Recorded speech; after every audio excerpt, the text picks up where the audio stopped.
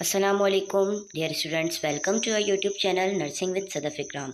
आज हम डिस्कस करेंगे फंडामेंटल ऑफ नर्सिंग का यूनिट कंसेप्ट ऑफ स्लिप, जो हम डाउ के अकॉर्डिंग देखेंगे। ये हमारी डाउ की पीपीटी है और इसके अकॉर्डिंग हम चेक करेंगे कि कंसेप्ट ऑफ स्लिप क्या होता है। सबसे पहले इसके ऑब्जेक्टिव्स को रीड करते हैं। At the end of this unit learners will be able to define rest and sleep pattern, define terms related to rest and sleep, compare the characteristic of sleep and rest, discuss the characteristic of two kinds of sleep, enumerate the functions of sleep, discuss factors affecting sleep, identify common sleep disorders, identify conditions necessary to promote sleep, discuss nursing process for a patient to promote sleep. सबसे पहले देखते हैं कि slip basically होता क्या है। नींद को हम कहते हैं sleep. Sleep is a basic human need. ये क्या है? एक बुनियादी ज़रूरियात है इंसान की। It is a universal process common to all people. और ये क्या है? कुदरती प्रोसेस है जो कि सब लोगों में क्या है? आम है। Slip enhances day time functioning and it is vital for cognitive, physiological and psychosocial function. नींद क्या है? मतलब कि स्लिप क्या है? जो भी आपके डे टाइम फंक्शनिंग, दिन भर के जो काम होते हैं उसको बढ़ा देती है। और ये जो है आपके फिजियोलॉजिकल और साइकोसोशल जो भी फंक्शन होते हैं, यानी कि जिस्मानी और नफ्सियाती काम के लिए आपकी क्या है? बहुत ज़्यादा ज़रूरी है। ठीक है। We required sleep for many reasons. हमें जो नींद रिक्वायर होती है, मतलब ज़रूरी होती है, तो उसकी कुछ वजूहात हैं किस लिए होती है। To cope with daily stress, जो भी हमारा डेली स्ट्रेस होता है उसको ख़त्म करने के लिए। टू प्रिवेंट फैटिक से बचने के लिए। टू कंजर्व एनर्जी, ताकि हम एनर्जी को कंजर्व कर सकें। To store the mind and body, अपने माइंड को रिस्टोर कर सकें और बॉडी को रिस्टोर कर सकें। To enjoy life more fully, और लाइफ को हम फुली तौर पे यानी कि अच्छे से इंजॉय कर सकें। Slip a state of unconsciousness. Slip को जो है एक स्टेट कहा जाता है जिसमें एक इंडिविजुअल जो है वो अनकॉन्शियसनेस स्टेट पर होता है। Slip is considered an Altered state of consciousness in which an individual's perception of and reaction to the environment are decrease। नींद क्या है? बेसिकली नींद को एक कंसिडर किया जाता है, मतलब कि समझा जाता है, जिसमें आपके जो माहौल है, माहौल के बारे में एक इंडिविजुअल का जो अमल है, मतलब कि उसके ऊपर क्या इफ़ेक्ट पड़ रहा है, तो उसमें क्या होता है? वो डिक्रीज़ होना शुरू हो जाता है। एक इंडिविजुअल की परसेप्शन है, फिर उसकी परसेप्शन जब हम देखेंगे तो उसमें क्या होता है कि जो उसका एनवायरमेंटल रिएक्शन होता है ना, वो डिक्रीज़ होना शुरू हो जाता है। ठीक है। Sleep is characterised by minimal physical activity, variable levels of consciousness, change in the body's physiological processes, and decrease of responsiveness to external stimuli। अब स्लिप को क्या क्या है कि नींद को जो है कैरेक्टराइज किया गया है कुछ फिजिकल एक्टिविटी में, यानी कि जो फिजिकल एक्टिविटी का कम हो जाना। मुख्तलिफ लेवल हैं, मुख्तलिफ बुनियाद है आपकी कॉन्शियसनेस की, आपकी जो फिजियोलॉजिकल बॉडीज जो उसमें चेंज आता है, और जो आपकी रेस्पॉन्सिवनेस होती है, एक्सटर्नल स्टिमुलेशन होती है। रेस्पॉन्सिवनेस कहते हैं हमदर्दी वगैरह, तो उसमें क्या होता है कि आपकी कमी आना शुरू हो जाती है। रेस्ट क्या है? आराम। Rest is a condition in which the body is in a decrease state of activity without physical emotional stress and freedom from anxiety. Rest क्या है? मतलब आराम। ठीक है। ये वो कंडीशन है जब एक बॉडी जो है वो डिक्रीज स्टेट ऑफ एक्टिविटी, मतलब कि उसकी जो स्टेट ऑफ एक्टिविटी होती है, जो काम करने की उसकी हालत होती है, वो क्या होती है? डिक्रीज होती है, कम होती है। मतलब उस वक्त वो आराम नहीं कर रहा होता, उस वक्त वो रेस्ट कंडीशन में होता है। Without physical emotional stress, emotional stress जो होता है आपका फिजिकल उसके अलावा। ठीक है। एंड फ्रीडम फ्रॉम एनजाइटी, और जो एनजाइटी वगैरह उससे वो आज़ाद होता है प्रॉपरली तौर पे।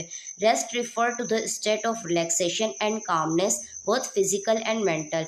अब आराम को जो है मुख्तलिफ स्टेट में जो है उसको बताया गया है कि किस किस बिना पर उसको बेसिकली रिफ़र किया गया है। रिलैक्सेशन एंड कामनेस, सुकून, पुरसुकून और आरामदा, बहुत, यानी कि फ़िज़िकली तौर पे भी आप जो है रिलैक्स हों और कामनेस आप फील करें, और मेंटली तौर पर भी। Awareness of the environment is maintaining but motor और कॉग्निटिव रिस्पॉन्सेस डिक्रीज। अब रेस्ट, हम एक पोजीशन होती है कि आप रेस्ट कर रहे हैं, तो उस रेस्ट पोजीशन में क्या होती है कि जो इन्वायरमेंट की अवेयरनेस होती है ना, वो मेंटेन रहती है, लेकिन जो आपकी साइकोमोटर है और जो आपका कॉग्निटिव रिस्पॉन्स होता है ना, वो कम हो जाता है। Types of sleep. अब पढ़ते हैं कि स्लिप की कितनी टाइप्स हैं। स्लिप आर्किटेक्चर यानी कि फ़न तामीर, refers to the basic organization of normal sleep। अब एक नॉर्मल स्लीप की जो बेसिक ऑर्गेनाइजेशन है वो बेसिकली क्या है, उसका क्या फन है, ठीक है। इलेक्ट्रोइनकेफेलोग्राम पैटर्न्स, ये एक पैटर्न का नाम है। इसमें क्या होता है, eye movement and muscle activity. इसमें आपकी आई मूवमेंट्स होती है, मसल एक्टिविटी होती है। उसको यूज़ किया गया है to identify stages of sleep. Eye movements को और मसल एक्टिविटी को यूज़ किया गया है ताकि जो स्टेजेस ऑफ स्लीप हैं उनको आइडेंटिफाई किए जा सके, यानी कि उनको पहचाना जा सके। टू टाइप्स ऑफ स्लीप यहाँ पर बताई गई हैं, RAM and RAM. RAM non rapid eye movement sleep, ठीक है, and RAM rapid eye movement sleep. इसको फर्दर आगे हम डिस्कस करते हैं। अब सबसे पहले हम समझते हैं कि स्लीप साइकिल स्टेजेस क्या होता है। बहुत इजी है। स्लीप साइकिल स्टेज में क्या हो रहा होता है कि लेवल 1, सबसे पहले हम ये चेक करते हैं स्टेज 1। स्टेज 1 में क्या होता है, light transitional sleep, drowsiness and deep begin. अब इसमें क्या होता है कि हल्की हल्की सी आपको नींद आना शुरू होती है, गुनूदगी फिर होती है और उसके बाद घेरी शुरू होने लगती है। घेरी होती नहीं है, घेरी शुरू होने लगती है। उसके बाद आता है स्टेज 2 में आप चले जाते हैं। स्टेज 2 में क्या होता है, more stable sleep, chemicals block in sense making it difficult to be वॉकन।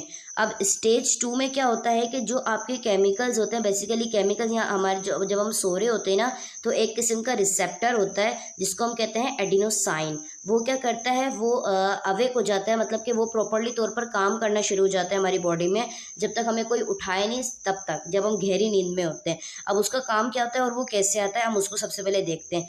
Caffeine, caffeine जो है एक केमिकल है, ठीक है, वो इसको जो है स्टिमुलेट करवाता है एडिनोसाइन रिसेप्टर को।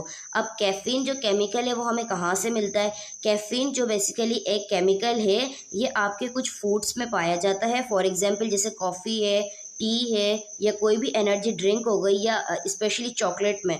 तो ये क्या होता है, कैफीन जो केमिकल है ये जो है उसमें पाया जाता है, हम लेते हैं, हम खाते हैं, हम पीते हैं।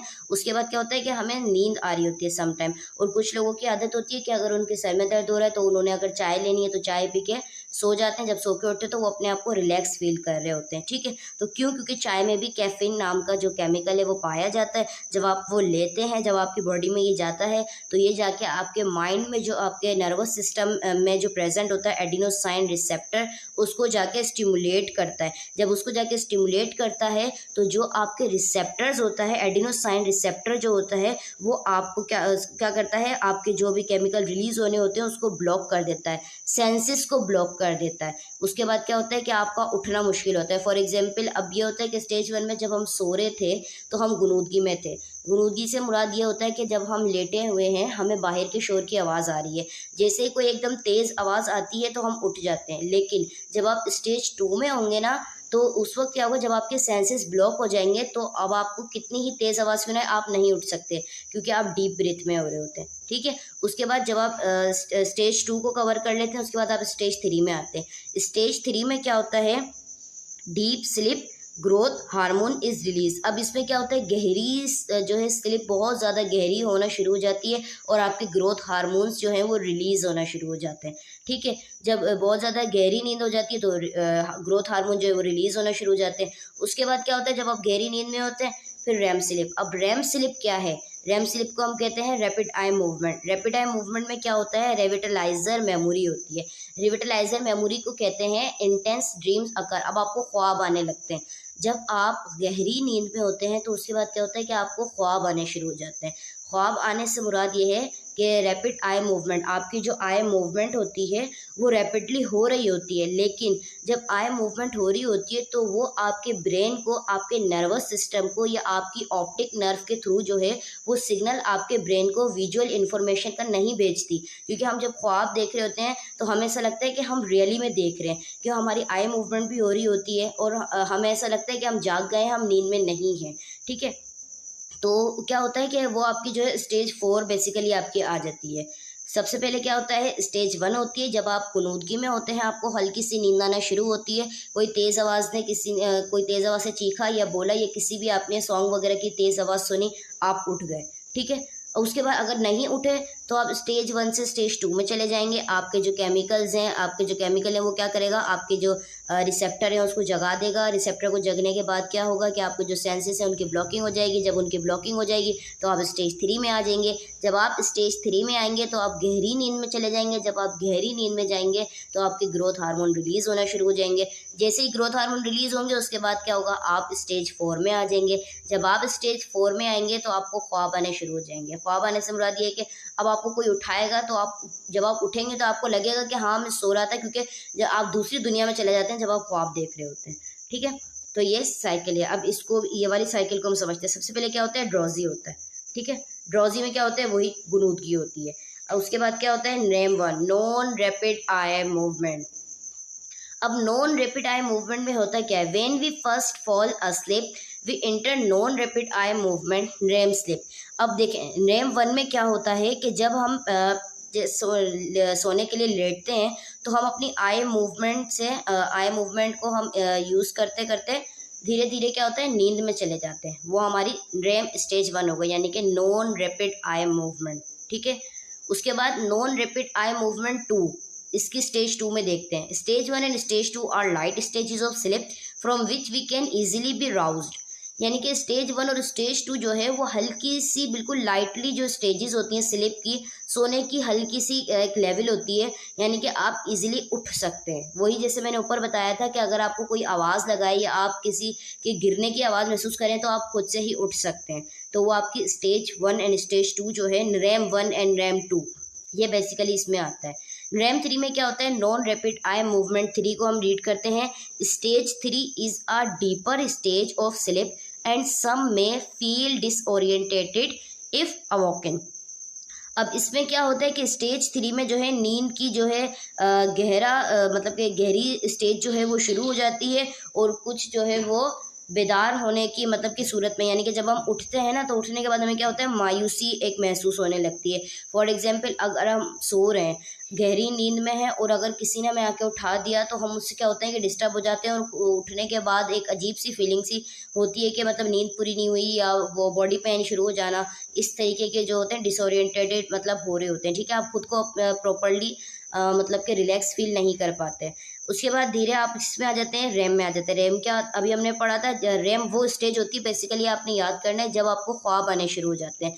Rapid eye movement generally after going through the REM stages we enter stage 4। अब आमतौर पे क्या होता है कि जब हम रैम यानी कि रैम से गुजर के रैम में आ जाते हैं तो हम स्टेज 4 में आ जाते हैं, जो कि क्या है, रैपिड आई मूवमेंट कहलाती है। It is during the REM stages of sleep that we dream. ये वो स्टेजेस ऑफ स्लीप होती है जब हम क्या कर रहे होते हैं, ख्वाब देख रहे होते हैं। बस आपने ये याद रखना है कि REM stands for rapid eye movement. Rapid eye movement में क्या होता है कि वो स्टेज होती है नींद की जब आप गहरी नींद में चले जाते हैं और ख्वाब देखना शुरू कर देते हैं, मतलब आपको ख्वाब आने शुरू हो जाते हैं, अकर्स हो जाते हैं, आपकी जो ड्रीम इंटेंसिटी होती है वो अकर्स हो जाती है, तो वो आपकी रैम स्टेज कहलाती है।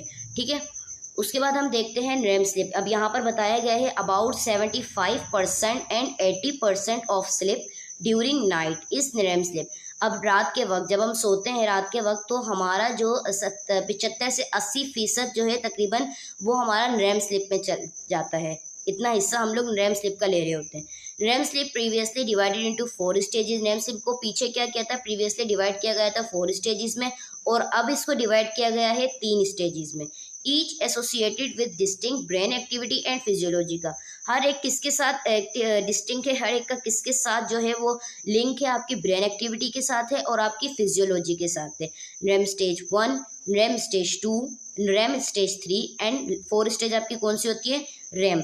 पीछे जो हमने अभी जो स्लाइड में अपने डिस्कस किया था, यहाँ हमने 4 डिस्कस की थी, यहाँ पे 3 क्यों बताई गई है, क्योंकि यहाँ सिर्फ निरैम की बात हो रही है। निरैम में आपके सिर्फ 3 स्टेजेस आती हैं। जब आप 3 स्टेजेस को कवर कर लेते हैं देन आप रैम में दाखिल होते हैं। जब आप रैम में जाते हैं तो आपकी बेसिकली 4 स्टेजेस कहलाती है। लेकिन अगर MCQs में आपसे पूछा जाए how many stages of REM sleep, तो आपने 3 पर टिक करनी, क्योंकि हमने 3 स्टेजेस को गुजरने के बाद हम 4 में जाते हैं। ठीक है, स्टेज 1 क्या है? It is a stage of very light sleep and last only a few minutes.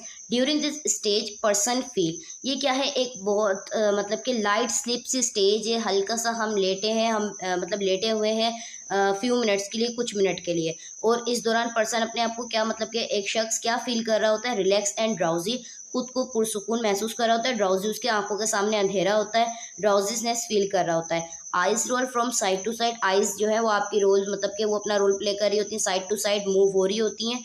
Heart and respiratory rate drop slightly, और आपका जो हार्ट रेट होता है, जो रेस्पिरेटरी रेट होता है, वो क्या होता है, धीरे धीरे स्लाइटली मतलब कि कम हो रहा होता है। The sleeper can be easily awaked and deny that he or she was sleeping. अब जो स्लीपर है, मतलब कि जो सो रहा है, वो इजीली उठ सकता है, ठीक है। एंड डैनी दैट ही, और डैनी का मतलब होता है इनकार करना, और वो मना भी कर सकता है, इनकार भी कर सकता है कि वो सो नहीं रहा था, ठीक है। ही और शी, मतलब कि अब ही हो या शी हो, वो सो नहीं रहा था, वो जस्ट लेटा हुआ था। अब आप आंखें बंद करके लेटें और खुद को सुकून महसूस करें, ठीक है, और आपकी आंखों के सामने अंधेरा है क्योंकि आपकी आंखें बंद हैं। उसके बाद जब आप उठेंगे कुछ मिनट के बाद, तो अब सामने वाला अगर आपसे पूछेगा आप सो रहे थे, तो आप मना करेंगे नहीं, मैं नहीं सो रहा था, ठीक है। तो वो हमारी स्टेज 1 कहलाती है। स्टेज 2 में क्या होता है, light sleep during which body processes continue to slow down. अब ये भी लाइट स्लीप होती है, कब, ड्यूरिंग विच बॉडी, यानी कि जब आपकी बॉडी का जो प्रोसेस है वो मतलब जो बॉडी के आपके जो प्रोसेसेस हो रहे हैं फंक्शनली तौर पे, फिजिकली तौर पे, वो क्या होते हैं, कंटिन्यूसली जो है स्लो डाउन होते होते होते होते होते चले जाते हैं। अब 1 में आप क्या आते हैं, आराम से लेटे हुए थे, आपको किसी ने उठाया या आप खुद से उठ के कह रहे थे कि नहीं मैं सोने रहा था। दूसरे में क्या होता है, अगर आप 1 से नहीं उठे, अगर आप सेकंड में ही हैं, तो आपके जो बॉडी प्रोसेसेस हैं, जो आपकी बॉडी फंक्शनिंग है, तो वो क्या धीरे धीरे स्लो डाउन हो जाती है। अब वो कैसे होती है, जैसे उसमें आइज़ जो है वो आपकी जनरली तौर पर स्टिल रह जाती हैं, ठीक है। उसके बाद जो आपका हार्ट रेट होता है, जो रेस्पिरेटरी रेट होता है, वो धीरे धीरे कम हो जाता है। एंड बॉडी टेम्परेचर फॉल्स, और आपका जो बॉडी टेम्परेचर होता है वो गिर जाता है, फॉल्स यानी कि कम हो जाता है। एन इंडिविजुअल इन स्टेज 2, अब एक इंडिविजुअल स्टेज 2 में उसको क्या चाहिए होता है, requires more intense stimuli than in stage 1। उसको जो है ज़्यादा इंटेंस स्टिमुलाई चाहिए होती है, उसकी ज़्यादा रिक्वायर्ड होती है, क्योंकि अगर वो 1 से नहीं उठा, अगर वो स्टेज 2 में चला गया, तो अब ये क्या उसकी ज़रूरत हो गई है। Awaken such as touching and shaking, अब वो किस तरीके से उसको उठाया जाएगा, ये किस तरीके से वो उठेगा, उसको हम टच करके उठाएंगे या उसको शेक करके उठाएंगे, ठीक है।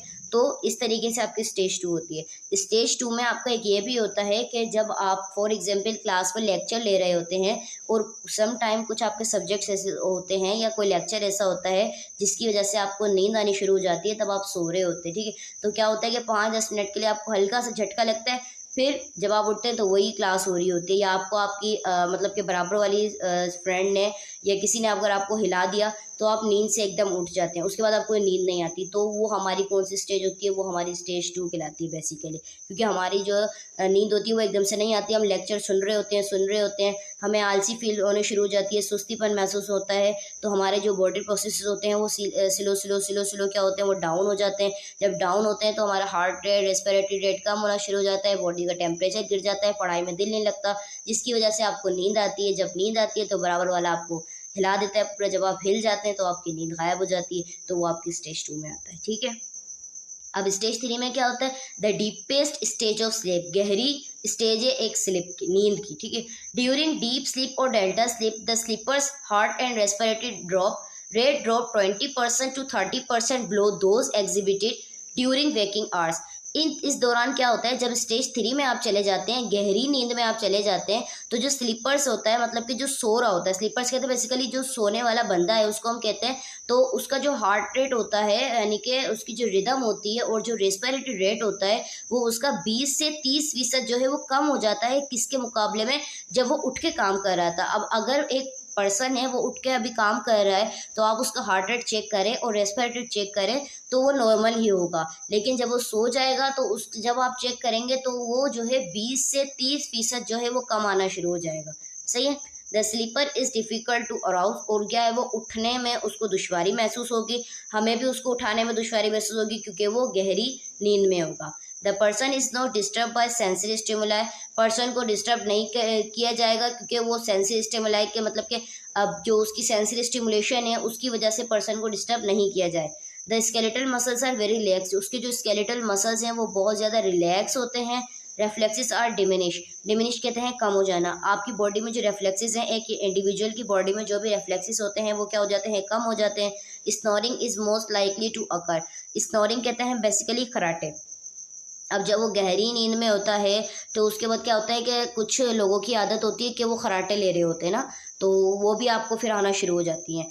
This stage is essential for restoring energy and releasing important growth hormones. और ये जो स्टेज होती है ना, ये ज़रूरी होती है कि आपकी एनर्जी को रिस्टोर किया जाए और आपके जो ग्रोथ हार्मोन होते हैं ना, वो ज़रूरी होते हैं आपकी बॉडी के रिलीजिंग के लिए। तो जब आपकी स्टेज 3 होती है तो उस स्टेज में क्या होता है, डीपेस्ट स्लीप में आप चले जाते हैं, जिसको हम डेल्टा स्लीप भी कहते हैं। गहराई में चले जाते हैं, खराटे लेना आप शुरू कर देते हैं और ये आपकी जो एनर्जी होती है आपकी बॉडी में वो रिस्टोर हो रही होती है और उसके बाद आपके क्या होते हैं, ग्रोथ हार्मोन रिलीज हो रहे होते हैं। Physiological changes during REM sleep. अब हम इसमें क्या होता है, जो रैम स्लीप हम ले रहे होते हैं इस पे फिजियोलॉजिकल चेंजेस कौन कौन सी होती हैं। Arterial blood pressure falls. जो आपका आर्टियल ब्लड प्रेशर होता है वो आपका गिरना शुरू हो जाता है, कम हो जाता है। Pulse rate decrease. Pulse rate भी आपकी कम हो जाती हैं। Peripheral blood vessels dilate. जो आपकी पेरिफेरल ब्लड वेसल्स हैं वो डायलेट्स होना शुरू हो जाती हैं। Cardiac output decrease. Cardiac output यानी कि वही हार्ट रेट जो है वो भी डिक्रीज हो जाता है।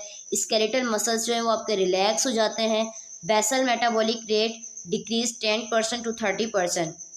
बेसल मेटाबॉलिक रेट जो है वो आपका बेसिकली वो क्या होता है कि 10 to 30% जो है वो कम होना शुरू हो जाता है। Growth hormones level peak. Growth hormones level क्या होता है, उसकी जो लेवल होती है वो पीक यानी कि बढ़ जाती है, यानी कि वो रिलीज हो रहे होते हैं। Intracranial pressure decrease. और जो इंट्राक्रैनियल प्रेशर होता है, जो क्रैनियल नर्व से आपको मिल रहा होता है, वो भी क्या होता है, कम हो रहा होता है, क्योंकि आपकी बॉडी उस वक्त किस पोजीशन में होती है, बिल्कुल रेस्ट पोजीशन में होती है।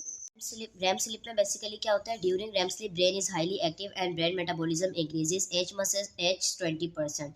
मतलब जब आप रैम स्लीप में चले जाते हैं, जब आप ख्वाब देखने लग जाते हैं, मतलब जब आपको ड्रीम्स अकर हो जाते हैं, तो उस वक्त आपके पास क्या होता है कि जो आपका ब्रेन होता है वो हाईली एक्टिव हो जाता है और जो ब्रेन का मेटाबॉलिज्म है वो इंक्रीज हो जाता है, कितना, 20%। ठीक है। Not as restful as REM, यानी कि जो रैम है वो भी आपकी रेस्टफुल है, लेकिन most dream takes place in REM. जो ज़्यादातर जो आप जब मतलब कि वो स्टेज होती है ना रैम के, जब आपको ख्वाब आने शुरू हो जाते हैं तो अब आप जो है वो रैम स्लिप में चले जाते हैं। तो ज़्यादातर क्या होता है, मोस्ट ड्रीम कहाँ पे वो अपनी प्लेस लेते हैं, मतलब कहाँ पे हमें ख्वाब आने शुरू होते हैं, जब हम रैम स्टेज में चले जाते हैं। निरेम एंड रैम आपने बेसिकली इस तरीके से याद रखना है कि निरेम में आपके पास 3 स्टेज होती हैं, जिसको हम कहते हैं नॉन रैपिड आई मूवमेंट। ठीक है, निरेम। अब इसमें क्या होती है, इसमें 3 स्टेजेस होती है। पहले आपको गुनूदगी होती है, फिर हल्की सी नींद होती है, फिर धीरे धीरे गहराई शुरू होती है नींद की। ठीक है, अब गहराई शुरू हो गई, अब वो 3 स्टेजेस उसकी क्या होती है, खत्म हो जाती है। लेकिन जब ज़्यादा गहराई हो जाती है नींद में तो उसके बाद क्या होता है कि रैम स्लिप स्टार्ट होती है। रैम स्लिप में क्या होता है कि आपको ख्वाब आने लग जाते हैं। तो जिस पोजिशन में, जिस स्टेट में, जिस स्लिप कंडीशन में आपको ख्वाब आने लग जाए वो आपकी रैम स्लिप कहलाएगी, रैपिड आई मूवमेंट। अब इसकी कैरेक्टरिस्टिक क्या है, कैरेक्टरिस्टिक ऑफ रैम स्लीप, इसके कुछ खुसूसियात हैं, मतलब क्या कुछ होता है इसके अंदर। Active dreaming, dreams remembered. इसमें क्या होता है कि जब आप ख्वाब देख रहे होते हैं तो आपको लगता है कि हाँ हम अब दूसरी दुनिया में आ गए हैं, कि अब ख्वाब देख रहे हैं जैसे यही हकीकत हो। Dreams remembered. और फिर जब आप उठ जाते हैं तो आपको लगता है कि हाँ मैंने ख्वाब देखा था, तो वो आपको याद भी रहता है। मैं भी डिफिकल्ट टू अराउज, और मैं वेक स्पॉन्टेनियसली। अब मतलब ये मुश्किल होता है कि एक बंदा अगर गहरी नींद में सो रहा है, अगर वो ख्वाब देख रहा है तो उसको जगाना मुश्किल है, लेकिन अगर वो खुद से स्पॉन्टेनियसली का मतलब होता है कि अचानक या सडनली अगर वो उठता है, या फॉर एग्जांपल इसकी एग्जांपल ऐसे है कि अगर आप नींद में है और कोई ड्राउन अगर आपने ख्वाब देख लिया, तो उसके बाद क्या होता है कि आप एकदम से उठते हैं डर के या एकदम चीख के, तो उस वक्त जो आपकी कंडीशन होती है तो उसमें ये भी आपकी रैम स्लिप की कैरेक्टरिस्टिक है। आप जब उठते हैं तो आप देखते हैं कि अच्छा जो मैं देख रहा था, जिससे मैं डरा था, जो मैं मतलब कि पहले जो मैं जब सब कुछ जो कर रहा था ख्वाब था वो मेरा, अब मैं जो है उठ गया हूँ, अब मेरी वो कंडीशन नहीं है। ठीक है। मसल टोन क्या होती है, muscle tone is depress. Muscle tone आपकी जो है वो कम हो जाती है। Heart rate and respiratory rate are often irregular. जो आपका हार्ट रेट होता है और जो आपका रेस्पिरेटरी रेट होता है वो क्या होता है, अक्सरी तौर पे इरेगुलर हो जाता है, कि वो स्लो डाउन होना शुरू हो जाता है। A few regular muscles movement occurs in particularly rapid eye movement. कुछ जो आपके रेगुलर मसल्स होते हैं उनमें मूवमेंट पैदा होना शुरू हो जाती है, फॉर एग्जाम्पल जैसे आपकी आई मूवमेंट। ठीक है। उसके बाद क्या है, BMR इंक्रीज। BMR की फुल फॉर्म क्या है, बेसल मेटाबॉलिक रेट। अब बेसल मेटाबॉलिक रेट क्या होता है, बेसिकली आपकी आपकी बॉडी के अंदर एक ये रेट होता है जो कि इंक्रीज़ होना शुरू हो जाता है। ये वो सिचुएशन होती है कि आप जो भी खाना खाते हैं या जो भी लिक्विड लेते हैं तो आपकी बॉडी क्या करती है, उसको जो है एज अ एनर्जी यूज़ करती है। जो भी आप फूड ले रहे हैं, इनटेक कर रहे हैं, उसको एज अ एनर्जी वो यूज़ कर रही है, तो वो आपका BMR कहलाता है, बेसल मेटाबॉलिक रेट। उसके बाद क्या है, लवर जा रिलैक्स। जो आपके लवर जा होते हैं वो क्या होते हैं, रिलैक्स हो जाते हैं। अब ये क्यों रिलैक्स होते हैं, क्योंकि जो आपके फेशियल एक्सप्रेशन होते हैं यानी कि फेशियल जो मसल्स वगैरह होते हैं वो स्टफ हो जाते हैं, वो उनमें जो है मूवमेंट नहीं होती, तो इसकी वजह से आपके जो लवर जा होते हैं वो रिलैक्स हो जाते हैं। नो अब क्या है नॉर्मल स्लीप साइकिल। अब नॉर्मल स्लीप साइकिल क्या है, बेसिकली इसमें क्या है, the average amount of sleep needed according to age, यानी कि अमाउंट ऑफ स्लीप यानी कि उसकी जो है कितने घंटे हमें नींद चाहिए होती है अकॉर्डिंग टू एज। एज के हिसाब से कितने घंटे की नीड जो है पर्सन को रिक्वायर होती है। न्यू बॉर्न की कितनी है, 14 to 18 आवर्स उसको नीड है, मतलब इतना वो ले सकता है, ठीक है, या वो इतना लेगा। इन्फेंट क्या है, 12 to 16 hours. 1 year to 4 years के जो बेबीज होते हैं उनको 12 to 13 आवर्स की नीड होती है। 5 year to 13 ईयर जो होते हैं वो 10 से या 10.5 घंटे लेते हैं, और जो 13 ईयर टू 21 ईयर होते हैं वो 8 से 9 घंटे ले रहे होते हैं, ठीक है। उसके बाद 21 के बाद यानी कि अडल्ट यंगर जो होते हैं वो क्या करते हैं, 7 से 8 घंटे लेते हैं। उनमें मस्ट है कि 7 से 8 घंटे वो लेंगे, उसके बाद क्या होगा, वो रिलैक्स फील करेंगे। और जो ओल्ड एज के होते हैं वो क्या करते हैं, ओनली 6 आवर्स एट नाइट, वो सिर्फ रात में 6 घंटे लेते हैं। और रात में 6 घंटे क्यों लेते हैं, क्योंकि कुछ जो मतलब कि ओल्ड एज होते हैं वो रात को क्या करते हैं कि ईशा के बाद सो जाते हैं, फिर अक्सर जो है वो तहज्जुद में उठते हैं, फिर फजर में उठते हैं, तो अक्सर वो 6 घंटे की नींद जो है वो रात में लेते हैं। उसके बाद फिर वो दिन में अक्सर कभी कभार जो है सो जाते हैं, वरना वो अपने आप को एक्टिव भी फील कर रहे होते हैं। Factors affecting slip. अब स्लिप यानी कि स्लिप पर यानी सोने पर किस किस चीज़ों का इफेक्ट पड़ रहा होता है, क्या क्या फैक्टर्स हैं उसके। एज के हिसाब से होता है, एनवायरनमेंट के हिसाब से होता है, फैटिग, लाइफस्टाइल, फिजियोलॉजिकल स्ट्रेस हो, अल्कोहल एंड स्टिमुलेंट्स यानी कि आपने कोई भी अल्कोहल लिया हो या कोई भी ड्रिंक वगैरह ली हो उसकी वजह से इफेक्ट कर सकती है। आपकी डाइट प्रॉपर्ली नहीं होगी तो आपकी स्लीप प्रॉपर्ली नहीं होगी।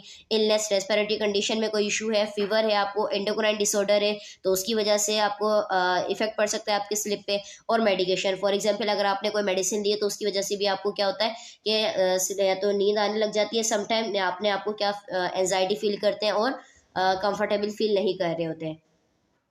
नेक्स्ट है हमारा फंक्शंस ऑफ स्लीप। अब फंक्शन ऑफ स्लीप पे कुछ थ्योरीज यहाँ पे बताई गई हैं। There are many theories about the functions of sleep. यहाँ पर बहुत सारी थ्योरीज हैं फंक्शन ऑफ स्लीप के बारे में कि उसका फंक्शन क्या होता है। For example there is a theory that the major function of role sleep is to conserve our energy. अब मिसाल के तौर पे एक थ्योरी है, इसने बताया कि जो मेजर फंक्शन होता है, जो बड़ा फंक्शन होता है स्लीप का, मतलब सोने से हमें क्या मिल रहा होता है, तो उसमें क्या होता है कि टू कंजर्व आवर एनर्जी, हम अपनी एनर्जी को क्या कर रहे होते हैं, कंजर्व कर रहे होते हैं, ठीक है। उसके बाद है अनदर सजेशन, दूसरी सजेशन के मुताबिक देखा गया is that as the hunger mechanism is suppressed during sleep we sleep in order to conserve food supplies. अब दूसरी सजेशन में देखा गया है कि जो आपका हंगर मैकेनिज्म होता है वो क्या होता है, सप्रेस हो जाता है जब आप सो रहे होते हैं during sleep. We sleep in order to conserve food supply, हम सोते हैं कि हमारी जो फूड सप्लाई है वो कंजर्व हो जाए, यानी कि जो भी हमने खाना खाया हम सो गए, अब हम सो इस बिना पे रहे कि हमारा जो मेटाबॉलिक रेट है वो इंक्रीज हो जाएगा और हमारे जो बॉडी पार्ट्स हैं उसमें क्या होगी, फूड की सप्लाईज हो जाएगी। नहीं, ये भी नहीं होता, ठीक है। तो यहाँ पर दो एग्जांपल आपको दी गई है। अब फिजियोलॉजिकल पॉइंट ऑफ व्यू से देखा जाता है कि फिजियोलॉजिकल पॉइंट ऑफ व्यू क्या कहता है, it state that our learning processes are largely inactivated during sleep, यानी कि ये वो स्टेट होती है जब हमारा लर्निंग प्रोसेस जो है वो लार्जली इनएक्टिवेट हो जाता है, यानी कि एक इंतहाई तौर पर क्या होता है कि इनएक्टिवेट हो जाता है जब हम सो रहे होते हैं। This gives the brain a chance to recognize and store more efficiently the information gather during the day.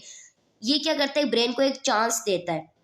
जो हमारा लर्निंग प्रोसेस इनएक्टिवेट हो जाता है सोने के दौरान, तो उसमें क्या होता है कि ये ब्रेन को एक चांस मिल रहा होता है कि जो भी हमने पूरा दिन काम किया होता है, ठीक है, जो भी हमने काम किया होता है, जो हमने पढ़ा होता है, तो वो क्या कर रहा होता है, ब्रेन सोने से पहले क्या होता है उसको रिकॉग्नाइज कर लेते हैं, उसको स्टोर कर लेता है, ठीक है। उसके बाद ड्यूरिंग द डे, मतलब दिन भर में, अब हमने फॉर एग्जांपल दिन भर में हम सारे काम कर रहे होते हैं, हम यूनिवर्सिटी जाते हैं, उसके बाद अपने घर के काम कर रहे होते हैं और कोचिंग जाते हैं, उसके बाद जो भी हम लोग काम कर रहे होते हैं उसके बाद क्या होता है, रात को हम सो जाते हैं। जब सो के उठते हैं तो फिर हम वही काम कर रहे होते हैं। तो जब हम सोते हैं तो उस वक्त क्या होता है कि हमारा जो माइंड होता है वो प्रॉपर्ली तौर पर रिलैक्स हो जाता है और ब्रेन को क्या मिलता है, चांस मिल जाता है कि जो भी आज उसने काम किया अब वो वहीं पर स्टोर हो जाए, वो वहीं रुक जाए, ताकि वो दूसरे दिन से दूसरा काम करना शुरू करे और वो इन्फॉर्मेशन उसके पास रह जाए।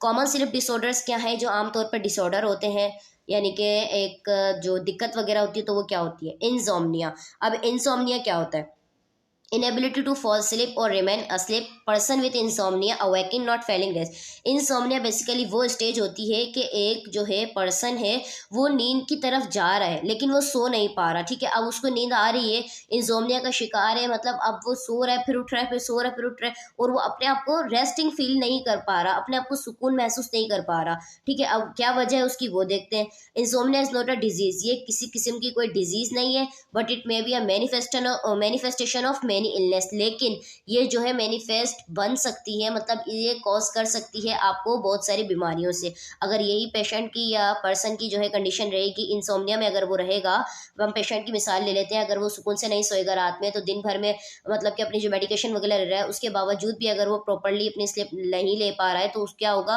कि आपकी जो मेडिसिन है उसको कोई फ़ायदा नहीं है, कोई नहीं ले पा रहा है। समझे कि एक तरफ से वो मेडिसिन ले भी रहा है और एक तरफ से नहीं भी ले रहा है, क्योंकि उसको कोई एडवांटेज तो मिल ही नहीं रहा है, उसकी तरफ से कोई बेनिफिट तो हो नहीं रहा, ठीक है। तो क्या होता है कि उसके बाद क्या होता है कि वो बहुत सारी बीमारियों का सबब बन जाता है जब नींद पूरी नहीं होती है।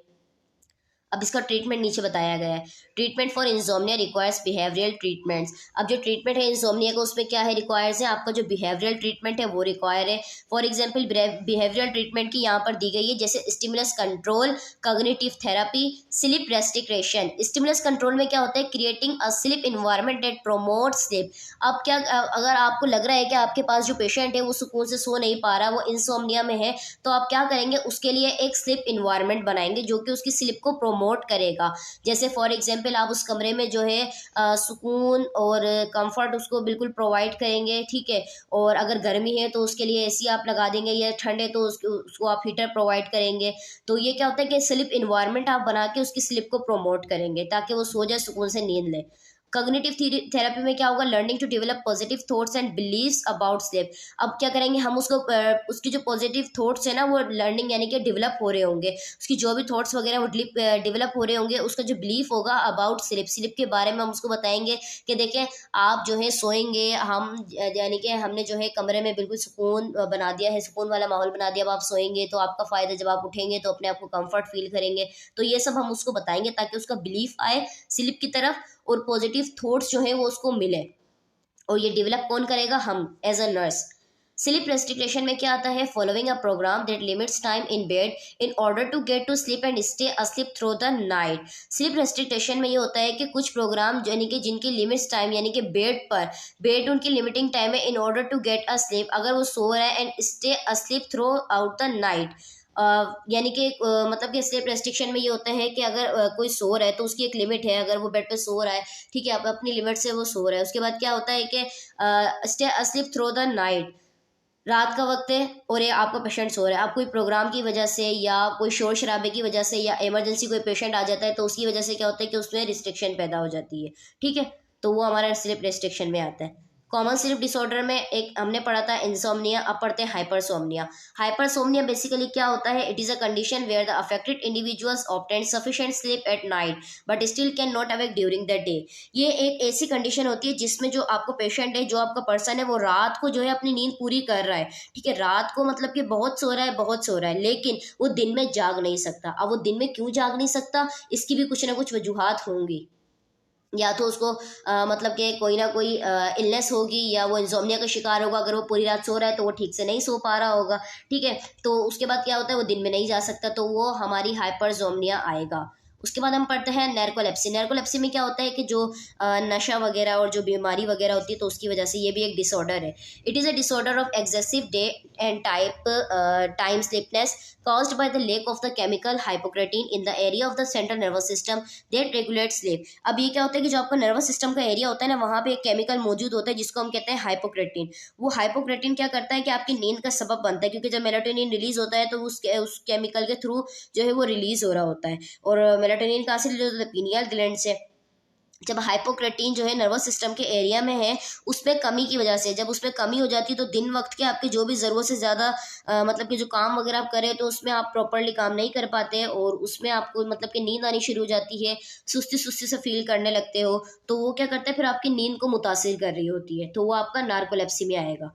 उसके बाद है पैरासोम्निया। पैरासोम्निया में क्या होता है, बिहेवियर्स दैट में इंटरफेयर विद स्लीप एंड में इवन अकर ड्यूरिंग स्लीप। अब यानी कि मतलब कि वो बिहेवियर जो नींद में खलल डाल सकते हैं, मतलब कि वो रवैये जो आपकी नींद को ख़राब कर सकते हैं और जो नींद के दौरान भी हो सकते हैं। अब फॉर एग्जांपल अब आप जो है सो रहे हैं, ठीक है, अब आप अपने घर में सो रहे हैं और कोई आ जाता है और बच्चों का शोर होता है, चीखना चिल्लाना, अब आपसे सोने के लिए लेटे हैं तो उसमें भी आपको मसला है कि आपको नींद नहीं आ रही है, शोर हो रहा है, ठीक है। अब आप गहरी नींद में सो रहे हैं, गहरी नींद में सोते सोते और फिर आपको फिर अचानक से किसी चीज़ की आवाज़ आती है या फॉर एग्जांपल गिलास गिर जाता है, फिर आप उठते हैं तो वो भी आपका जो है पैरासोमनिया में आएगा, क्योंकि आपको उसकी वजह से क्या हो रहा है, डिसऑर्डर मिल रहा है पैरासोमनिया का। आपका उनका जो बिहेवियर है, फैमिली का जो भी इंटरफेयर है, वो आपकी स्लिप के ऊपर इफेक्ट कर रहा है, ठीक है। It is characterized by physical events such as movement or experiences that are displaced as emotions, perceptions, or dreams. For example, you might move around, talk, or do unusual things during sleep. मतलब कि इसकी जो इसकी जो खसूसियत है वो physical events की बताई गई है, जैसे कि फॉर एग्जांपल जो आपके जज्बात होते हैं, जो तसव्वुरात होते हैं या जो भी ख्वाब के तौर पर जाहिर हों, ठीक है। अब फॉर एग्जांपल जो आपके इमोशंस हैं, जो आपकी परसेप्शंस हैं, जो भी आपके ड्रीम्स हैं, वो डिस्प्ले होते हैं।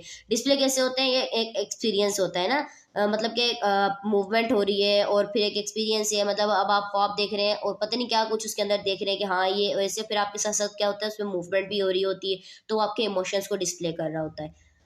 For example you might move around talk, मिसाल के तौर पे अब नींद के दौरान जो है अब आप घूम फिर सक रहे हैं या फिर कोई ना कोई काम कर रहे हैं या किसी से बात कर रहे हैं, तो उसमें आपके इमोशंस और परसेप्शन जो है वो डिस्प्ले होना शुरू हो जाता है। अब एनालिसिस क्या होता है कि analysis bed waiting in night time usually occurs when arouse from RAM 3 and 4। अब रात के वक्त सोना यानी कि bed wetting at night time, रात के वक्त सोना आमतौर पर जो है आपका जो रैम 3 है और जो रैम 4 यानी कि रैम 3 स्टेज है और 4 जो है वो रैम में चला जाता है, तो उसके उठने से पहले आपके जो इफेक्ट कर रहा होता है। For example bed wetting during sleep can occur in children our 3 years. अब नींद के दौरान यानी कि अब आप ड्यूरिंग स्लीप क्या होता है कि बेड वेटिंग हो जाना, बेड वेटिंग से कहते हैं कि बिस्तर भीग जाना ना, तो फॉर एग्जाम्पल यूरिन जिनको प्रॉब्लम होती है तो उनकी वजह से भी होता है या कोई पेशेंट वगैरह होता है। अब ये ज़्यादातर किससे पाया जाता है, ओवर 3 ईयर्स ओल्ड, 3 साल के बच्चों से ज़्यादा, मतलब 3 साल से बच्चों से ज़्यादा के जो उम्र के बच्चे होते हैं उनमें ये अक्सर हो सकता है।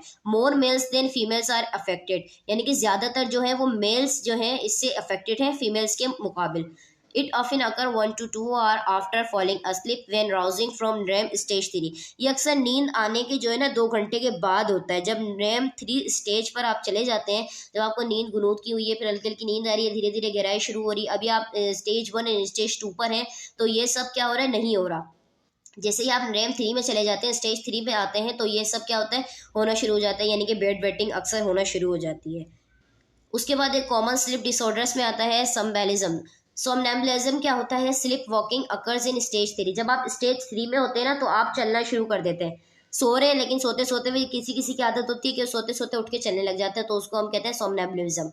उसके बाद ये पीरियडिक लिम्ब मूवमेंट। अब पीरियडिक लिम्ब मूवमेंट यानी कि लिम्ब किसको कहते हैं, आपका बॉडी पार्ट्स, ठीक है। उसके बाद condition in which the legs jerk twist or thrice time per minute during a sleep, यानी कि वो कंडीशन, वो हालत जिसमें सोने के दौरान आपकी टांगे, मतलब कि जो आपके लेग्स वगैरह है वो क्या 2 से 3 बार जो कहते हैं ना जिनको झटकना, तो वो सब हो रहा होता है, तो वो आपका पीरियडिक लिम्ब मूवमेंट हो रही होती है।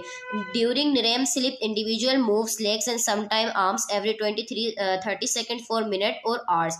अब रैम स्लीप में क्या होता है, यानी कि जब आप 1 स्टेज आपने क्रॉस कर ली, 2 कर ली, जब आप 3 पर है, उसके बाद क्या होता है कि इंडिविजुअली जो पर्सन होता है ना उसके क्या होता है कि लेग्स में मूवमेंट शुरू होती है, लेग्स मूव कर रहा होता है, या एवरी यानी कि अपने आर्म्स मूव कर रहा होता है, सम टाइम यानी कि जिसको हम बाजू कहते हैं, every 20 to 30 seconds for minute, हर 20 से 30 सेकंड के बाद 1 मिनट में क्या कर रहा होता है वो, या घंटों में अपनी टांगों को या अपने बाजू को मूव कर रहा होता है, जिसको हम सम टाइम कह रहे होते हैं ना कि करवटें बदलना, तो वो भी इसी में ही आएगा आपका। उसके बाद आता है स्लिप टॉकिंग, अब नींद में बात करना। Talking during slip occurs during RAM slip before RAM slip. Talking क्या होती है, यानी कि बात कर रहा होता है वो ड्यूरिंग स्लिप, तो वो कब आपकी होती है, जब आपकी रैम स्लिप चल रही होती है, जब आपकी स्टेज 3 चल रही होती है, तो उस वक्त जो पर्सन नींदों में अक्सर बात कर रहे होते हैं, जो बच्चे होते हैं, जो बड़े होते हैं, समटाइम अक्सर पेशेंट भी होते हैं और ओल्ड एज भी ज़्यादा इसके इफेक्टेड होते हैं, तो वो नींद में अक्सर क्या होते हैं, बात कर रहे होते हैं। जब वो नींद में बात कर रहे होते हैं तो इसका मतलब है कि वो रैम स्टेज 3 में है, रैम में जाने से पहले, बिफोर रैम स्लिप लिखा है, यानी कि वो अभी रैम स्लिप उनके मतलब रैम स्लिप में वो गए नहीं है, वो जो है रैम स्लिप में है, 3rd स्टेज पर है। तो और वो बात कर रहे हैं। It rarely present a problem to the person unless it become troublesome to others. और ये क्या करता है, रेयरली जो मतलब कि फौरी तौर पे क्या करता है, एक प्रॉब्लम क्रिएट कर सकता है पर्सन के लिए। और क्या हो सकता है कि जो भी उसके साथ वाले हैं, मतलब दूसरे जो पर्सन है जो उसके साथ सो रहा है, तो उनके लिए भी एक ट्रबलिज्म बन सकता है, मतलब परेशानी का बाइस बन सकता है। स्लीप डेप्रिवेशन क्या होती है, इनसफिशिएंट स्लीप और स्लीपलेसनेस, यानी कि आप स्लीपलेसनेस, नींद का सही से ना आना और ख्वाब भी आपको सही से नहीं आए, तो वो आपका स्लीप डेप्रीवेशन कहलाएगा। उसके बाद क्या है, ब्रैक्ज़म। ब्रैक्ज़म क्या होता है, मतलब कि दांतों में जिसको कहते हैं ना कि मिसमिसाहट होना, या जो दांतों को चबा रहे होते हैं। क्लेंचिंग और grinding of teeth usually occurs during stage 2। अब जब निरेम स्टेज 2 पे होंगे ना, कोई भी पेशेंट है या कोई बच्चा है या मेल फीमेल जो भी इंडिविजुअल है, तो वो क्या करता है, अपने दांतों को ग्राइंड कर रहा होता है, क्लेंचिंग कर रहा होता है। अब एक नॉर्मल टीथ ये है, और जब उसमें ब्रेंजिंग होती है तो वो इस तरीके से दांतों को चबाना, एक दूसरे पे जिसको कहते हैं ना रगड़ना, तो वो अक्सर भी पेशेंट क्या करते हैं, कर रहे होते हैं। Common sleep disorders. अब कॉमन स्लीप डिसऑर्डर्स में आता है स्लीप एपनिया। स्लीप एपनिया से मुराद ये है कि frequent short breathing pauses during sleep, यानी कि एपनिया से मुराद हो गया कि short breathing pauses, SOP, shortness of breathing हो रही है स्लीपिंग के दौरान, ड्यूरिंग स्लीपिंग। अब यहाँ पे नॉर्मल एयरवे दिया है और एक ऑब्स्ट्रक्टिव स्लीप एपनिया दिया है। नॉर्मल एयरवे में अगर आप देखें तो इसमें क्या है, जो हमारी एयर नोज के थ्रू इंटर हो रही है, तो उसका जो एयरवे है वो बिल्कुल ठीक है, ठीक है। Airway is open and air moves through, airway जो है मूव है, एयर जा रही है और वो मूव्स हो रही है।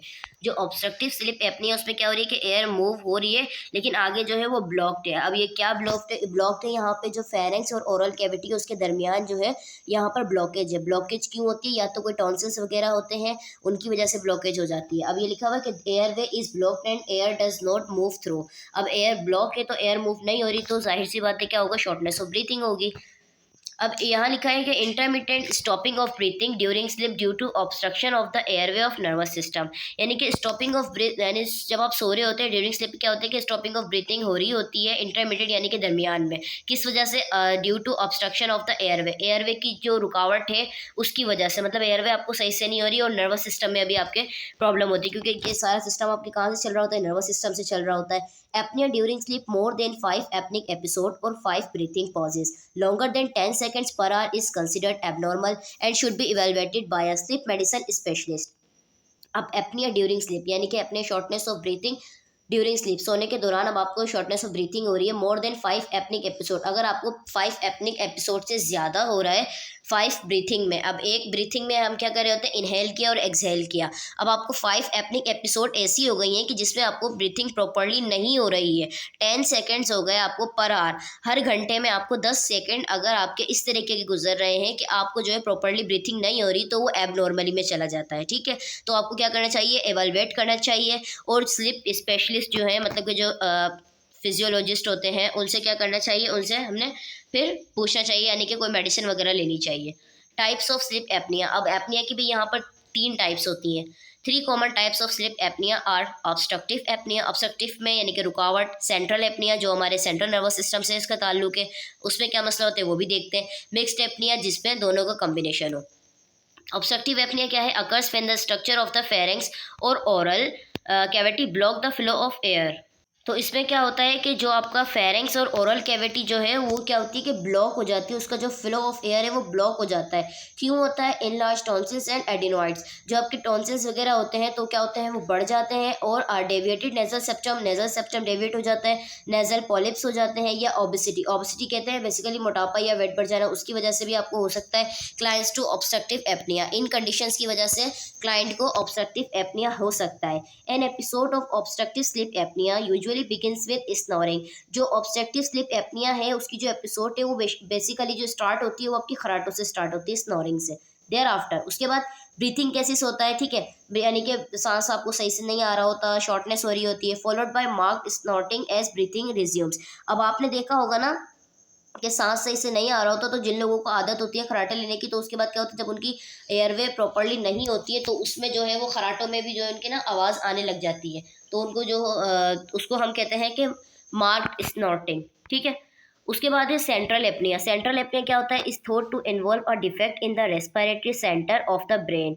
सेंट्रल एपनिया का मतलब कि इसमें वो शामिल होता है आपका जो रेस्पिरेटरी सेंटर है आपके ब्रेन में, यानी कि जो नर्वस सिस्टम है, जो आपके नर्वस सिस्टम में जो इंक्लूडेड है, जिसको हम कहते हैं मेड्यूला, जो आपका रेस्पिरेटरी सेंटर कहलाता है, वो डिफेक्टेड है। कैसे? क्लाइंट हुए ब्रेन स्टेम इंजरीज, अगर उसको ब्रेन स्टेम इंजरी हुई है उसकी वजह से, यानी कि दिमाग पे चोट लगने की वजह से, मस्कुलर डिस्ट्रॉफी हो गया उसको, for example of in central slip apnoea, तो उस सूरत में क्या होता है? उसको सेंट्रल स्लिप एपनिया भी हो सकता है। ठीक है। मिक्स्ड एपनिया क्या होता है? It is a combination of central apnoea and obstructive apnoea. अब मिक्स्ड एपनिया में क्या होता है कि इसमें कम्बिनेशन होता है, दोनों इसमें पाए जाते हैं। अगर उसको चोट लगी है, वो ठीक से नहीं सो पा रहा, तो उसको सेंट्रल एपनिया है, और ऑब्स्ट्रक्टिव एपनिया भी उसको हो सकता है। अब इसका ट्रीटमेंट क्या है? Treatment for slip apnoea is directed at the cause of the apnoea. Treatment किस तरीके से हम इसका करेंगे? फॉर एग्जाम्पल इनलार्ज टॉन्सिल्स में बी रिमूव। हम देखेंगे कि उस जो ऑब्स्ट्रक्टिव हो रही है वो किस वजह से हो रही है, जो भी उसके इनलार्ज टॉन्सिल्स जो बढ़ गए हैं उनको रिमूव करेंगे। अदर सर्जिकल प्रोसीजर करेंगे, जैसे laser removal of excess tissues in the pharynx. अब जो उसके फेरिंक्स में जो एक्सेस टिश्यूज हैं उसको क्या करेंगे? लेजर के थ्रू रिमूव करेंगे। रिड्यूस और eliminate snoring and may be effective in relieving the apnoea, यानी कि मतलब कि स्नोरिंग वगैरह उसको हम एलिमिनेट करेंगे, रिड्यूस करेंगे, तो उसका जो इफेक्ट होता है ना, वो आपके जो एपनिया मतलब कि जो पोजीशन होती है, शॉर्टनेस ऑफ ब्रीथिंग, उस पर रिलीफ कर रहा होता है, उस पर इफेक्ट कर रहा होता है। The use of a nasal continuous positive airway pressure CPAP device at night is effective in maintaining an open airway. और अगर नहीं तो फिर ये भी हम तरीका कर सकते हैं, वरना हम क्या कर सकते हैं? उसको CPAP इस्तेमाल करवा सकते हैं, जिसको हम कहते हैं कंटिन्यूस पॉजिटिव एयरवे प्रेशर, जो कि उसके नेजल में यानी कि नोज के लगाई जाती है, एक डिवाइस होती है। रात के वक्त हम क्या करेंगे? उसको लगाएंगे ताकि उसके जो ओपन एयरवे है वो मेंटेन रहे। Assessment of sleep. अब असिस्मेंट किस तरीके से करेंगे? Complete assessment of client sleep difficulty includes to. अब जो देखें, कंप्लीट हम असिस्मेंट कर रहे हैं क्लाइंट की स्लिप की। अब उसके अंदर क्या क्या शामिल है, हम क्या क्या उससे पूछेंगे? स्लिप हिस्ट्री से लेंगे, स्लिप पैटर्न लेंगे, स्लिप इन्वायरमेंट का देखेंगे, बेड टाइम रिचुअल्स का देखेंगे, स्लिप डायरी देखेंगे, आप फिजिकल एग्जामिनेशन उसका करेंगे, यॉर्निंग एंड डार्क सर्कल्स देखेंगे, उसके फेशियल एक्सप्रेशन देखेंगे, और रिव्यू देखेंगे डायग्नोस्टिक स्टडीज़ की। Sleep is measured objectively in sleep disorder by laboratory test, polysomnography. अब जब हम सारी हिस्ट्री उसको ले लेंगे, असेसमेंट कर लेंगे, उसके बाद हम इसको मेजर्ड कैसे करेंगे, मतलब हमें पता कैसे चलेगा कि इसमें क्या प्रॉब्लम्स आ रही हैं, तो उसके बिना पे लेबोरेटरी एक डायग्नोस्टिक टेस्ट होता है जिसको हम कहते हैं पॉलिसोमोनोग्राफी, जिसमें आपको जो ऑब्जेक्टिव स्लीप की डाटा जो है वो पता चल जाता है, तो वो हम करवाएंगे डायग्नोस्टिक। ठीक है। उसके बाद है in which an electroencephalogram EEG, electromyogram EMG and electrooculogram EOG are recorded simultaneously. अब इसमें क्या करेंगे? हम ये तीनों को जो है वो रिकॉर्ड करेंगे। अब ये तीनों हैं क्या? इलेक्ट्रोइंसेलोग्राफी। इलेक्ट्रोइंसेफेलोग्राफी बेसिकली क्या चीज़ है? इसमें जो आपकी ब्रेन एक्टिविटी होती है ना, उसको रिकॉर्ड किया जाता है। जब आप सो रहे हैं तो आपका ब्रेन किस तरीके से वर्क कर रहा है, उसको हम क्या करेंगे? नोट डाउन करेंगे। फिर आता है इलेक्ट्रोमायोग्राम। अब इलेक्ट्रोमायोग्राम में क्या होता है कि जो आपके मसल्स रेस्पॉन्स हो रहे हैं और जो आपकी नर्व्स स्टिमुलेशन हो रही है आपकी मसल्स की तरफ, यानी कि जो मूवमेंट हो रही है आपके मसल्स में ड्यूरिंग स्लीप, तो वो हम मेजर करेंगे इसके अंदर। फिर आता है इलेक्ट्रोक्यूलोग्राम। अब इलेक्ट्रोक्यूलोग्राम में हम क्या करेंगे कि जो आपका कॉर्निया है ना, मतलब कॉर्निया किसको कहते हैं? जो हमारी आई लेयर है ट्रांसपेरेंट, जो आपकी आई के पीछे है, बैक टू द आई, हम उसको देखेंगे कि वो जो है पॉजिटिव स्टैंडिंग है या नहीं, या उसमें एक्चुअल पोटेंशियल या मूवमेंट हो रही है। आई मूवमेंट बेसिकली हम इसमें देखते हैं इलेक्ट्रो ओक्यूलोग्राम में। तो ये क्या करेंगे? हम इसको रिकॉर्ड करेंगे सिमल्टेनियसली। उसके बाद आता है की questions to ask regarding sleep patterns are include. कुछ क्वेश्चंस हैं उसके रिगार्डिंग स्लीप पैटर्न के अकॉर्डिंग जो हम पूछेंगे, जिसमें शामिल है कि when do you usually go to a sleep, आप कब सोते हैं यूजुअली तौर पे। डू यू नैप, क्या आप झपकते हैं, मतलब कुछ झपकी वगैरह तो नहीं आती। If the client is child ask about bed time rituals. अगर क्लाइंट जो है, अगर आप जो है उसका एग्जामिनेशन कर रहे हैं और वो बच्चा है, छोटा बच्चा यानी कि 7-8 साल का, तो हम उसके पेरेंट्स से पूछेंगे कि इनकी बेड टाइम रिचुअल्स क्या है, मतलब जब ये बेड पे जाते हैं तो ये क्या कुछ करते हैं, मतलब कि मोबाइल यूज़ कर रहे होते हैं या क्या कुछ, मतलब इनके जो काम वगैरह है वो सब क्या कर रहे होते हैं। उसके बाद हम पूछेंगे कि do you have any problem with your sleep. आप जब सोते हैं तो आपको कोई प्रॉब्लम महसूस होती है, कोई दुश्वारी होती है सोने में। Do you use any prescribe medicine or natural remedies to help your sleep. अब क्या होता है कि हम उससे पूछेंगे कि कोई आप मेडिसिन यूज़ कर रहे हैं सोने के लिए, या कोई घरेलू टोटके रेमेडीज़ वगैरह यूज़ कर रहे हैं आपकी स्लीप के लिए। Is there anything else I need to know about your sleep. अब यहाँ कुछ रहता है कि मैं आपकी मज़ीद जो है नींद के बारे में जान सकूँ। हम ये भी उससे पूछेंगे कि अगर फॉर एग्जांपल हम इन 3 क्वेश्चन हम करेंगे और अगर क्लाइंट हमें कुछ और बताना चाह रहा हो तो हम लास्ट में ही पूछेंगे कि यहाँ कुछ रहता है, किसी चीज़ की नीड है कि मैं आपसे पूछूँ आपकी नींद के बारे में। अगर होगी तो वो आपको खुद से बता देगा कि उसको क्या क्या ज़रूरतें पेश आती हैं या मुश्किलात का सामना करना पड़ता है। अब नर्सिंग डायग्नोज बनाएंगे। अब डायग्नोज में क्या करेंगे, risk for injury related to somnambulism. अब सोमनैम्बुलिज्म में क्या होता है कि जब पेशेंट जो है वो नींद में चलने लगता है तो हम क्या करेंगे उसके बचाव के लिए, यानी कि फॉर एग्जांपल अगर वो सो रहा है तो हम क्या करेंगे, उसकी जो पोजीशन है वो सही कर देंगे, उसके जो साइड रिल्स होते हैं वो स्टैंड कर देंगे ताकि उसको किसी किस्म का रिस्क और इंजरी ना हो, इंजरी से हम बचा सकें। Ineffective coping related to insufficient quality and quantity of sleep. उसकी जो क्वांटिटी है, कितनी मिकदार तक वो सो रहा है, कब तक सो रहा है, किस तरह सो रहा है, ये हम उसकी क्वांटिटी एंड क्वालिटी चेक करेंगे सोने की। Fatigue related to insufficient sleep. Insufficient sleep की हम उसकी चेक करेंगे कि उसको फैटिक महसूस हो रही है तो वो इनसफिशिएंट स्लीप ले रहा है उसके according. Impaired gas exchange related to sleep apnea, यानी कि गैस एक्सचेंज उसकी प्रॉपर्ली हो रही है या नहीं, इम्पेयर्ड है, यानी कि स्लीप एपनिया अगर उसको सामना करना पड़ा है तो हम उसके अकॉर्डिंग देखेंगे। Deficient knowledge. अब डेफिशिएंट नॉलेज में क्या होता है, non prescription remedies for sleep. कोई भी ऐसी प्रिस्क्रिप्शन जो कि गैर मामूली हो या कोई भी रेमेडीज़ हो नींद के लिए। Anxiety related to sleep apnoea and or the diagnosis of a sleep disorder. Anxiety मतलब कि स्लीप एपनिया से मुतालिक कोई भी एंजाइटी वगैरह हो रही हो उसको, या कोई भी डायग्नोज हो स्लीप डिसऑर्डर की वजह से, वो उसके लिए हम डायग्नोज बनाएंगे, उसके लिए हम पता करेंगे। एक्टिविटी इंटॉलरेंस, यानी कि उसके अंदर बर्दाश्त कितने रिलेटेड टू स्लीप, अपनी नींद के हवाले से। डेप्रीवेशंस यानी कि थकावट, और एक्सेसिव डे टाइम स्लीपनेस। अब वो पूरा दिन की थकावट की वजह से वो कितने हद तक उसको बर्दाश्त कर सकता है। फॉर एग्जाम्पल अगर 24 घंटे में से अगर वो 6 घंटे काम कर रहा है या सॉरी 18 घंटे काम कर रहा है, 6 घंटे सो रहा है, तो इतना बर्दाश्त करने की काबिलियत है उसके अंदर, इतना वो बर्दाश्त कर सकता है, तो हम ये सब उसके लिए देखेंगे। फिर हम पढ़ेंगे nursing interventions to promote sleep. अब इसमें क्या होता है, to establish a regular bedtime and wake up time for all days of the week to enhance your biological rhythm. हम क्या करेंगे उसके लिए जो है रेगुलर बेड टाइम और वेकअप टाइम क्या करेंगे उसको इस्टेब्लिश करेंगे, ठीक है, रोज़ाना के लिए, मतलब ऑल डेज के लिए और वीक्स के लिए, ताकि उसकी जो बायोलॉजिकल रिदम है उसको हम इन्हेंस कर सकें, बढ़ा सकें। Establish a regular relaxing bed time routine before sleep such as reading, talking, a warm bath or doing some other quiet activity you enjoy। यानी कि कुछ रेगुलर इस्टेब्लिश हम वो करेंगे, यानी कि कुछ रिलैक्सिंग बेड टाइम रूटीन हो गई, यानी कि सोने से पहले उसको हम कुछ ऐसी चीज़ें दे देंगे, मतलब फॉर एग्जांपल अगर सोने से पहले वो पढ़ना चाह रहा है या वार्म बाथ लेना चाह रहा है रेगुलरली तौर पर, या कोई भी ऐसी क्वाइट एक्टिविटी जिसकी वजह से वो इन्जॉय कर सके, या आप भी उसके साथ नर्सिंग इंटरवेंशन में आप उसका साथ दें, ठीक है। अगर उसको वार्म बाथ की नींद है, अगर उसको वार्म बाथ के बाद सुकून से नींद आती है तो हम उसको क्या करेंगे, वार्म बाथ देंगे और फिर वो क्या करेगा, अपनी नींद को पुरसुकून से अपनी नींद लेगा कंफर्टेबल होकर। तो हम इस तरीके से क्या करेंगे, उसकी जो स्लीपनेस होगी उसको हम प्रमोट करेंगे। Get adequate exercise during the day to reduce stress but avoid excessive physical exertion at least 3 hours before bedtime. अब जो एडिक्वेट एक्सरसाइज है, मतलब जो उसकी सेहत के लिए है, दिन में हम उसको बताएंगे ताकि उसका जो स्ट्रेस है वो रिड्यूस हो सके, लेकिन अवॉइड करेंगे फिजिकल एक्सर्शन से। फिजिकल एक्सर्शन से मुराद ये होता है कि आप सोने से 3 घंटे पहले कोई एक्सरसाइज नहीं कर सकते। Create a sleep conducive environment that is dark, quiet, comfortable, cool and noise free. उसके लिए एक इन्वायरमेंट क्रिएट करेंगे जो कि डार्क हो, मतलब कि अंधेरा हो कमरे में, क्वाइट हो, खामोशी हो, कंफर्टेबल पुरसुकून हो, कूल हो, ठंडा हो, अगर गर्मियाँ हैं तो एसी हो, अगर विंटर है तो वहाँ पर जो हीटर वगैरह का इंतज़ाम किया जाए। उसके बाद नॉइस फ्री, यानी कि किसी किस्म का शोर वगैरह वहाँ पर ना हो। Music is not recommended because studies have shown that music will promote wakefulness. Music जो है वो रिकमेंडेड नहीं है क्योंकि स्टडीज़ बताती हैं कि जो म्यूज़िक जो है वो आपकी वेकफुलनेस को प्रमोट करेगा। It is interesting and people will play attention to it. ये इंटरेस्टिंग है कि लोग इससे जो है वो मुतासिर होंगे, मतलब कि अगर हम म्यूज़िक दे देंगे उसको तो उससे भी जो है वो, अगर हम उसको रिकमेंड करेंगे म्यूज़िक वगैरह तो क्या होगा, उसकी वेकफुलनेस को प्रमोट करेगा। Sleep on a comfortable mattress and pillows. उसको हम कंफर्टेबल मैट्रेस प्रोवाइड करेंगे और पिलो प्रोवाइड करेंगे जिससे वो कंफर्ट अपने आप को फील करे। Nursing interventions to promote sleep, avoid heavy meals 2 to 3 hours before bedtime. सोने से पहले कोई भी हैवी खाना वगैरह उसको हम अवॉइड करेंगे, नहीं देंगे।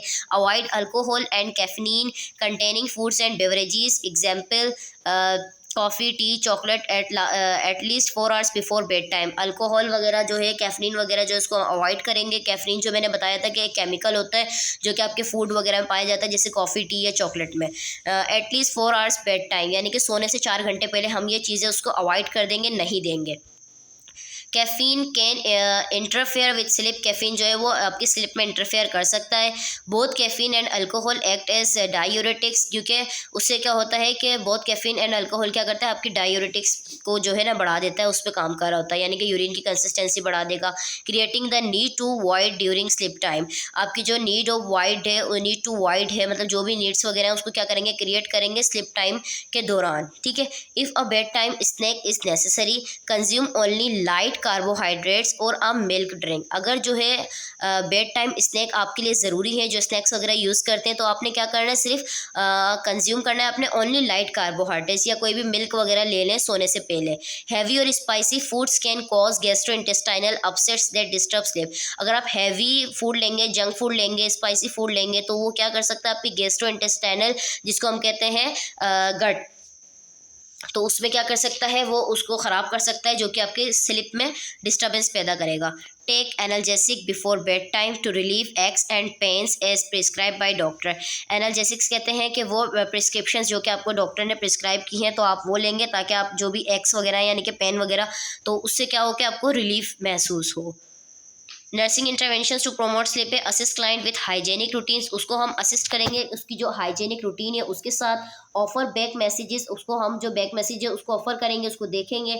Administer analgesic 30 minute before sleep, यानी कि उसकी जो भी मेडिसिन वगैरह है उसको हम एडमिनिस्टर करेंगे सोने से आधे घंटे पहले।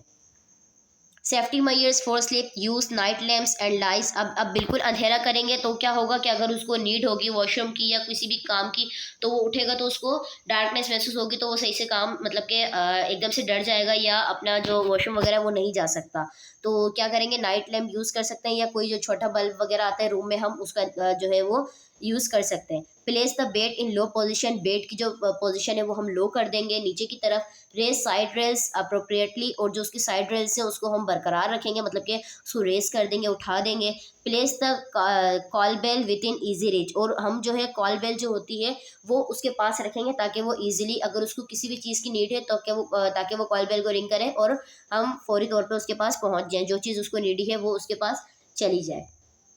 तो आज की हमारी जो पीपीटी है कंसेप्ट ऑफ स्लिप ख़त्म हो गई है। अगर इसके अकॉर्डिंग कोई क्वेश्चन है तो आप लोग कमेंट सेक्शन में पूछ सकते हैं। Thank you so much.